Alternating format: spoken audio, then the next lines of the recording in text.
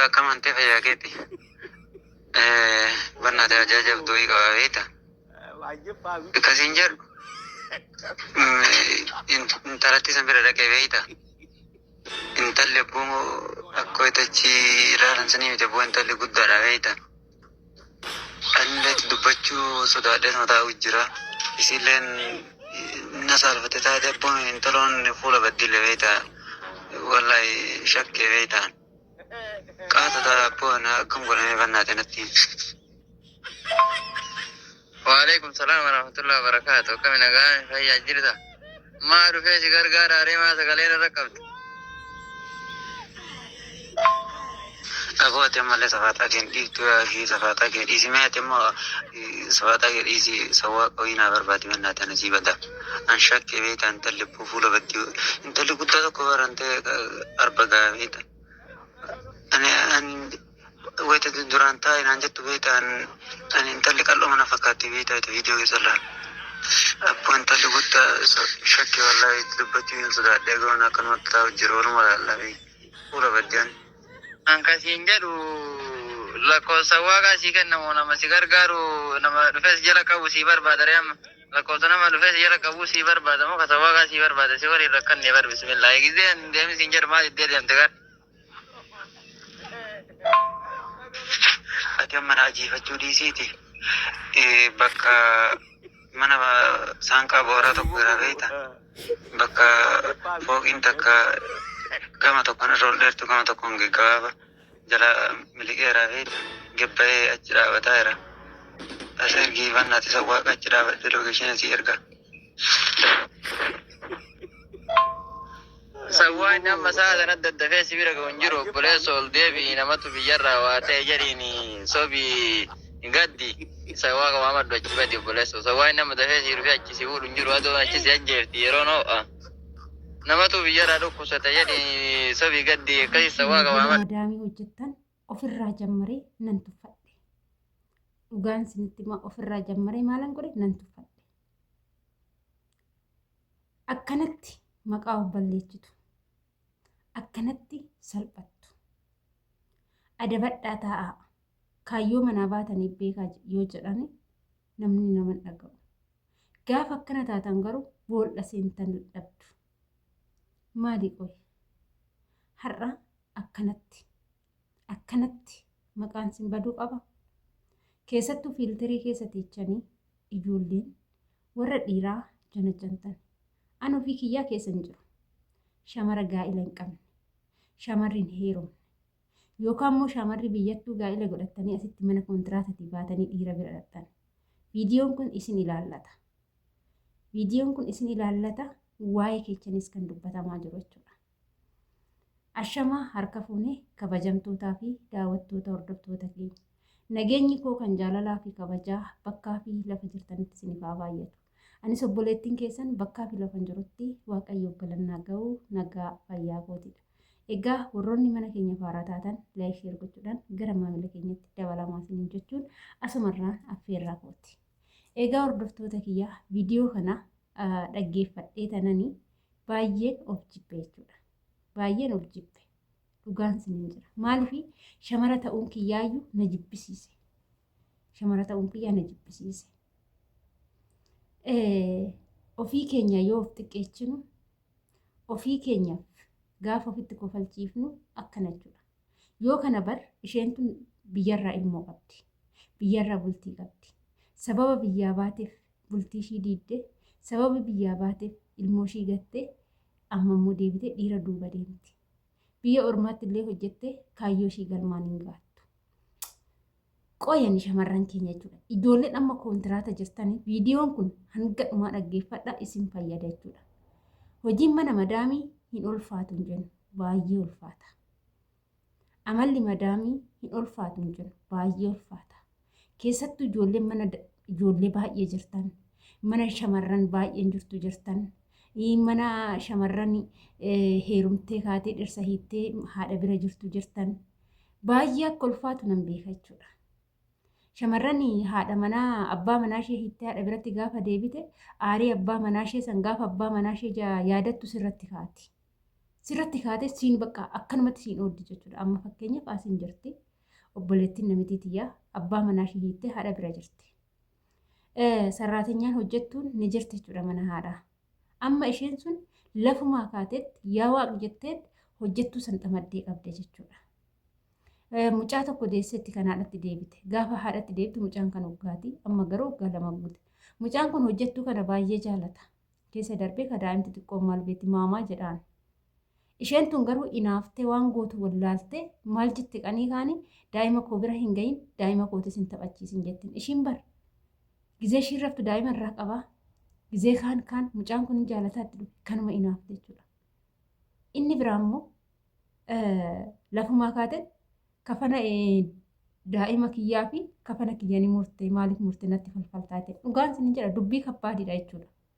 Kana hundumaa guyyaa tokko lolli ka'ee akkamta akkana naan jettee mucayyoonis dubbannaan haati mucayyoo immoo dhiisi abbaa manaa ishee yaaddee akkana godhatti jetteen. Isheen ashaan bira hojjettu tun homaa balleechaa hin qabdu jechuudha akkanumatti itti kaate. Haa ta'utii garuu mucayyoon tun odoo waan biraallee taate ani immoo nan gorsa. Manni kun kasitti ulfaatu yoo ta'e hojiin kun kasitti ulfaatu yoo ta'e namoonni gaafa akkanatti itti himattu ijoolleen ala jiran hunduu ba'iitii ala dalagadhu kan sin jedhan hin dhabamanii jedheen. Garuu haa ta'uti ala dalagattee kontiraata dalagattee wanti wal caalu tokkollee hin jiru. Kontiraata kee waggaa 2 kee obsii hojjetadhuuti yoo si ta'e hin dabalatta yoo dassi jedhe hin dabalatta yoo isaan amala jijjiirratan yoo sitti tolu baate garuu galtee deebita afaan barteerta deebuutti sagamuun turtu jedheen obboleettii kana osoo sossobuu amma oggaa fi baatii jaageecheerti baatii jaa qofatu ishee hafe jechuudha. Wanni kana siniin jedhee fi har'a ijoolleen dhiiraa biyya kanatti jechuudha si baasanii of harkaan si gaachuuf malee siif yaadanii miti. Yeroo baay'ee waa'ee ba'iiti shamara ala hojjettullee baay'istanii dhaggeeffatina shamara ba'ii ala dalagadhu siin jettu hundi tokkoo miti takka ni jirti kan sammuun ishii doomee jaanjoftee biyya ormaa keessatti galuuf akka itti galtu dhabdee taa'uuf akka itti teechuu dhabdee makaraa ishee argitu jechuudha. Yaa shamarran keenya dhugaan siniin jedha wanta akkanaa kana hin hojjetinaa. Biyya kanatti baatanii yeroo ala dalagattanii kan heerumtanii daa'ima qabdan yoo ta'e daa'imma keessa san dagattanii asitti waan biraa yoo yaadan daa'imti keessan achitti rakkachaa isin garuu asitti waa biraa hojjettu jechuudha. Amma akka mucaan kun jechaa jirutti akka sagalee kana dhageechanitti kuni dullecha wayitii akkanii argee miti akka yaadee miti kanan argee baay'ee qalloo bareedduun se'ee garuummoo kuni dullechaadha umuriinis nama madaalu akkasumas immoo baay'ee furdaadha guddaadha jedheeti kan maqaa ishii balleechaa jiru jechuudha. Odogola madaami sanii ba'uu baatte osoo isa bira dhaquu baatte maqaa kana waa nyaatti akkasumatti bakkuma teessuusanti isa janajjantee Itoophiyaatti wal argina jettee gaafa yaadde biyya abbaa isheetitti gaafa wal argan bar yoo ta'uu baates ishiin wadi jettee gara mana ishii galte jechuudha. Biyya ormaa garuu akkasii miti gaafa mana madaamitii baate irraan kaayyoon ati biyyaa baate sun si harkaa fashalaa'a si harkaa bada. Waa baay'eetu si harkaa bada. Biyyattis nan godhadha jettee gaafa ifaajju waan yaadde san biyyatti hin godhattu. Maallaqni ati hojjettu baay'een isaanii asitti si harkaa manca'u. Maallaqa ala dalagattee 3,000 argachuu irra kontiraata dalagattee 1,000 argachuun irra bu'aa qaba. Maaliif jennaan obboleettii koo shaamboodhaaf hin jettu qibaatiidhaaf hin jettu mee shaambumaayyuu ofii bitatta haa jennu madaamii hamtuu bira si ga'ee. Qibaatis ofii bitatta haa jennu madaamii hamtuu bira si ga'ee. Ji'a tokko yoo bitattee jette hunda isaatu qusattee haga baatii 4 ni fayyadamta jechuudha. Qusannoodhaan maallaqa kiyyan balleechuu jechuudhaan. Garuu haa ta'uti wanta uffattuu fi wanta nyaattu dirqama isaanii yuunifoormii isaanii yoo sitti bitan uffata isaan irraa yoo sitti kennan isuma uffattee yuunifoormii isaanii uffattee hanga kaayyoo kee galmaan gaattutti ni jiraatta.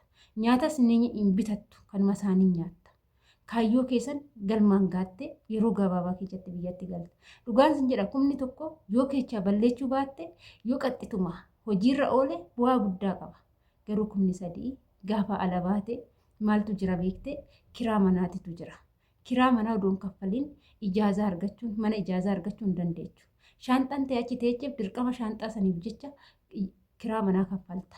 Gaafa baate mana dalagaa galta. Mana dalagaa sanillee dalagaa faa dhabdee bahuu dandeecha jechuudha. Dalagaa gaafa dhabdee achi baate baay'ee sitti dhaga'ama. Yoo isiniin jedhu madaamonni tokko si hojjechiisatanii ji'a lama bakka tokkotti mindaa sii kennee si hojjechiifatanii gaafa ji'a lama guuttee mindaa koo jetteeni yoo ati mana kanaa baatee deemuu baatte poolisii si qabsiifnadhanii si sodaachisanii harka qullaa kee kan ba'antu jira. Obboleettiin keenya takkaas dhufte jarri kun fidanii jechuudha. Obboleettiin namitti deechee baatii 8 hojjedheen jette.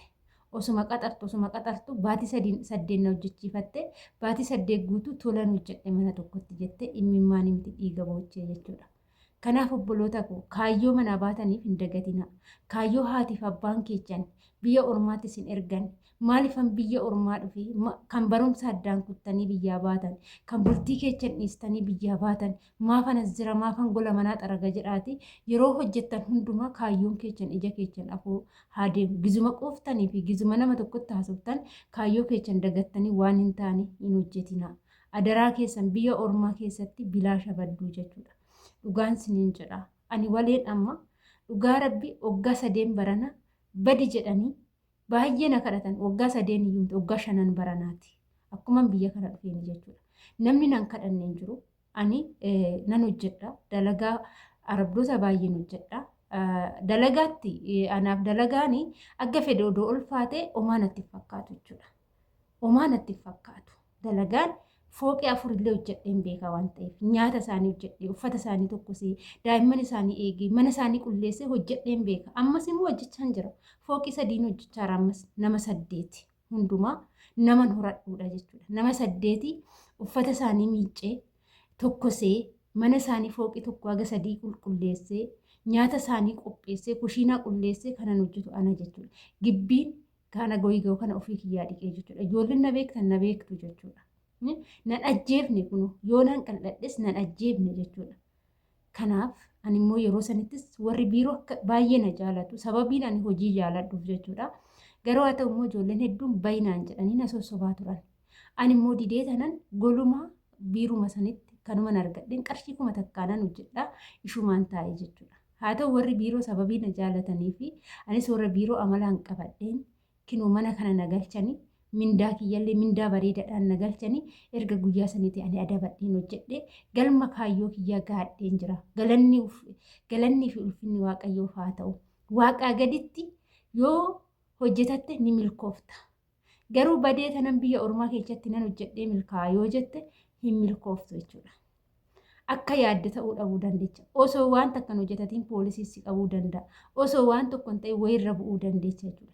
Kanaaf biliis shamarran keenya waan goonu haa ilaallannu siniin jira. Egaa kanarra sinittiin dheerachuu yaada fi qeeqa yoo qabaattan saanduqa koomentii jalatti nu barreessaa. Hanga viidiyoo biraatiif walitti